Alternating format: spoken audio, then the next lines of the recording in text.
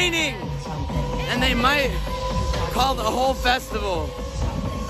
Stay tuned. Shoes come off and freaks come out.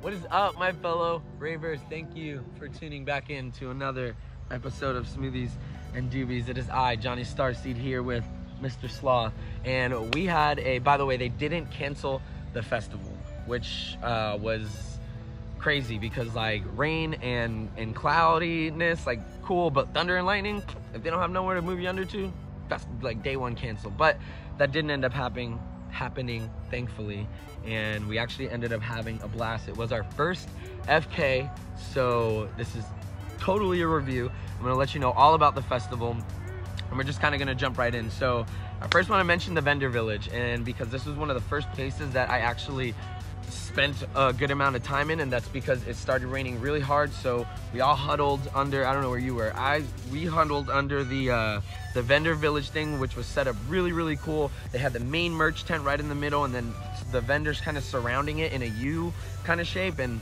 I don't know, it was cool. It was up on a platform. I thought it was pretty unique, like one of the best vendor villages I think I've ever seen. So kudos to that. It was a really big festival ground wise. It was bigger than SMF. The stages were just placed perfectly, you know, the New Kingdom, the village, and the Forbidden stage. Yeah, dude, they were all placed just perfectly. And the one stage, I think it was the New Kingdom, that I saw Nero at, super dope. Walk up these stairs and it's like its own little like hub thing right there. Plenty of space, man, plenty of open space. Right behind that dragon thing, they had space where you could lay out and kind of sit, you know, along the water. I thought that was cool. One thing that I didn't like though was that they didn't have festival bands, bro. Like those, you know, like the fucking bands that every other festival has. Like when you got to the festival, which the lines were okay. The lines for everything were okay. To get in was okay. The water was okay. But you walk up to the front when you first get in, you scan your code, and then they give you like a glorified club band like bracelet thing, like I don't know, something that's just waterproof or a little bit more durable. I mean, you know, it wasn't the worst thing, but I just collect those festival bands and I hang them up on my wall and stuff. Shit, it's gonna rain. So yeah, but that's okay. That's not too bad. I'm sure eventually they'll end up, you know, maybe doing that. I don't know. One of the things that I know I mentioned in my last video is that like I was nervous because we were going to an all dubstep festival, and I was really scared that there wasn't going to be any house music, but house music.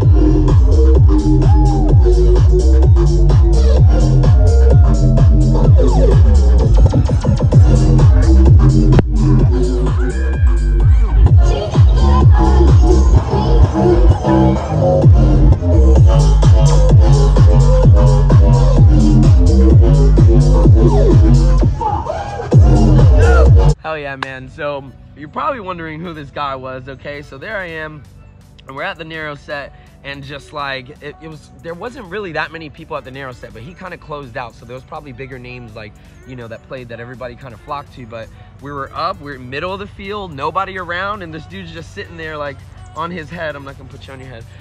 Sitting there like, you know, turned upside down. He had some tape around him that looked like he went to a totem pole, but it was an obvious ground score, man. Nobody else around. If you're watching this video and this is your sloth, you feel free to come get him. But if not, he's hanging with the Smoothies and Doobies squad from now on. Another thing I thought was really cool was we went on Instagram, and bam, one of the like pics that the festival takes, there we are. You could totally spot the Smoothies and Doobies flag.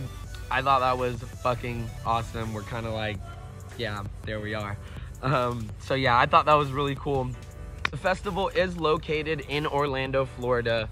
I know I go to a couple festivals that are in Florida, and you know, when it's a city festival, Airbnb for me always works the best. Get your friends together, have everybody throw down $100, you know, 10 people, and you can get a pretty big place that serves as, you know, place with enough space, a place for, you know, people to adopt, and a solid place to turn up afterwards if you know, after parties really aren't your thing.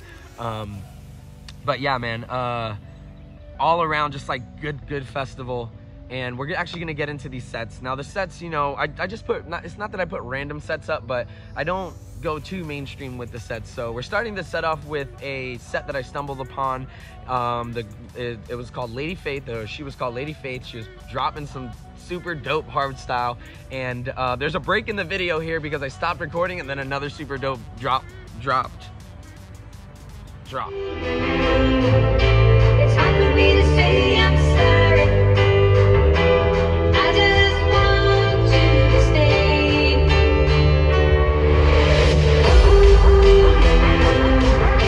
It's hard for me to say I'm sorry.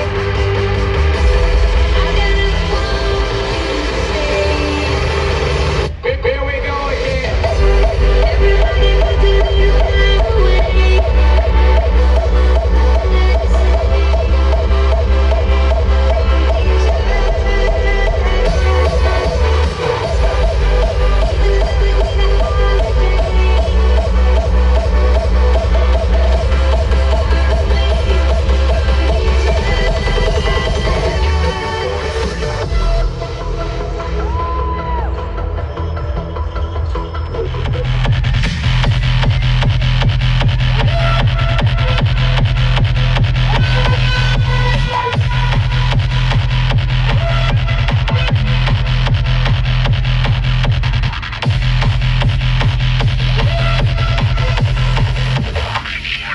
Party freak.